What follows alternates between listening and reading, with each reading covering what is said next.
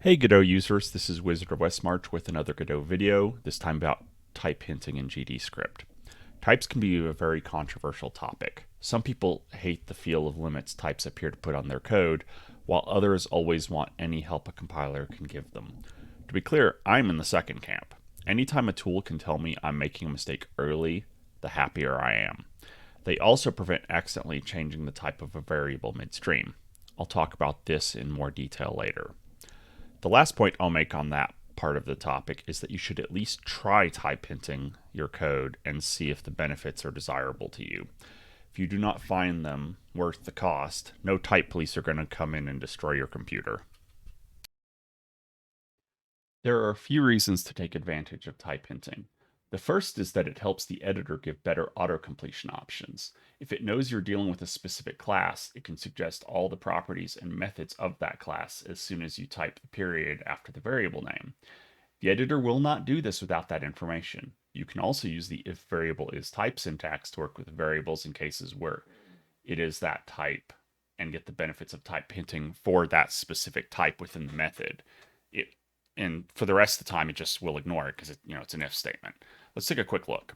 So we've got this untyped method parameter input. So if I do if input is node, and then I do input dot, you'll notice it gives me all kinds of stuff like add child, etc. Let's just throw that in. But if I do input dot up here, you will notice it gives me nothing because it doesn't know what type it is to suggest any properties, methods, etc. So if you know a type might come through, even if the function isn't only taking the one type, you can use this for the cases where it is coming in a specific thing. Secondarily, if you try to do something invalid like adding a number and a string together, it will throw an error right away so you can fix it without wasting time compiling and running your game, or having to wait until you hit the specific function to trigger the error.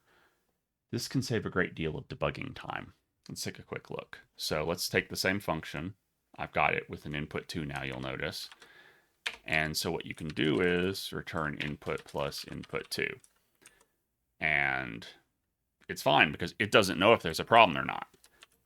But, and this is what it looks like when you type hint parameters. You will notice now it's telling us down here at the bottom, invalid operand string and int for plus operator. Now, I will mention if you actually want to concatenate a string with a number, what you can do is just put the str function, which converts the number to a string. Finally, performance. People who know me would be surprised I'm listing this one last, as I beat the performance drum often. But type hinting for performance alone is something you should do late in the development lifecycle if you need better perf to get the frame rate you were aiming for. However, if you are doing it for either of the prior reasons, you get the performance benefits automatically. A useful tool before we continue. If you go into the editor settings, you can enable auto-completion, including type hints. When you do this, things like standard methods such as process will be pre-populated with their types. Let's take a quick look. So you go up here to editor, editor settings, and in the filter settings, you can type in names to find it more quickly. So like here, I'll type, and you'll notice down in text editor completion, add type hints. I've already got turned on. You'll notice this is not the default because you see this icon to set back the default value. And note, I believe in 4.3, this might be on by default. But so you turn that on. Now I will come down here and do func underbar. Let's do physics process. And you will notice it has delta colon float and then arrow void, which is saying that delta is a float and the whole function returns nothing. We'll get into more details on that in a sec. But this way you don't have to add that stuff yourself, going back after auto-completion or what have you. It also works with things like if you click and control drag, you'll notice it's telling you it's a sprite 2D. Like all this stuff just works. It can save you a ton of time while giving you the benefits of type hinting. When declaring a variable outside the context of a parameter list, you have two options. The first is after var underbar variable name, adding a colon and then the type.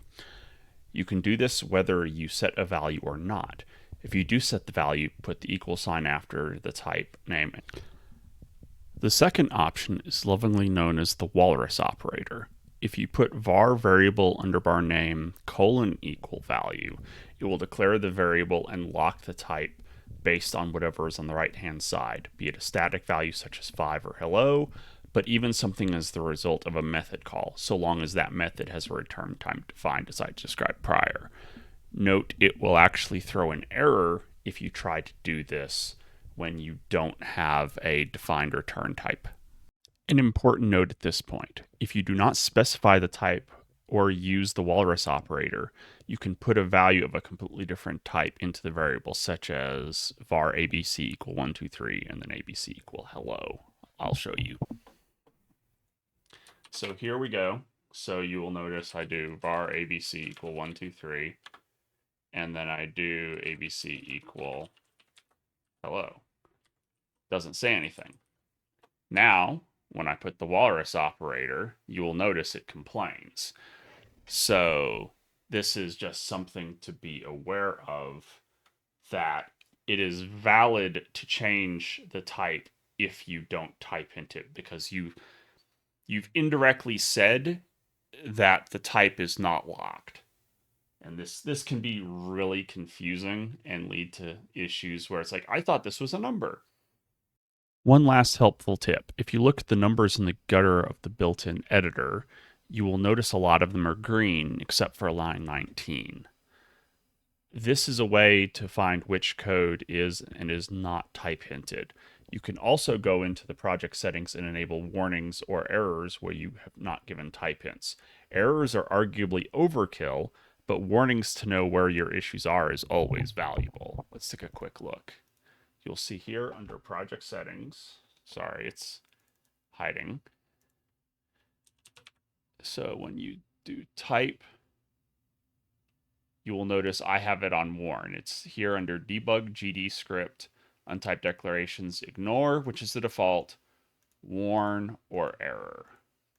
One final warning before we finish. At this time, dictionaries cannot be typed. Arrays can be via array, open square bracket, type name, close square bracket syntax, but dictionaries do not support it, though there has been work done towards adding the ability to the language, worth keeping an eye on. This has been an overview of type hinting, why it is worth your time, and how to do it. I hope you'll at least give it a try, even if you end up deciding not to use it for all of your code. I have personally found it incredibly valuable more than once when I'm working on a game and throughout my career writing business applications in C#. As usual, if you have any questions, post a comment and I'll answer, or, if it warrants, create a video where I credit you for inspiring that video. Good luck working on your games, and I hope you have a wonderful day.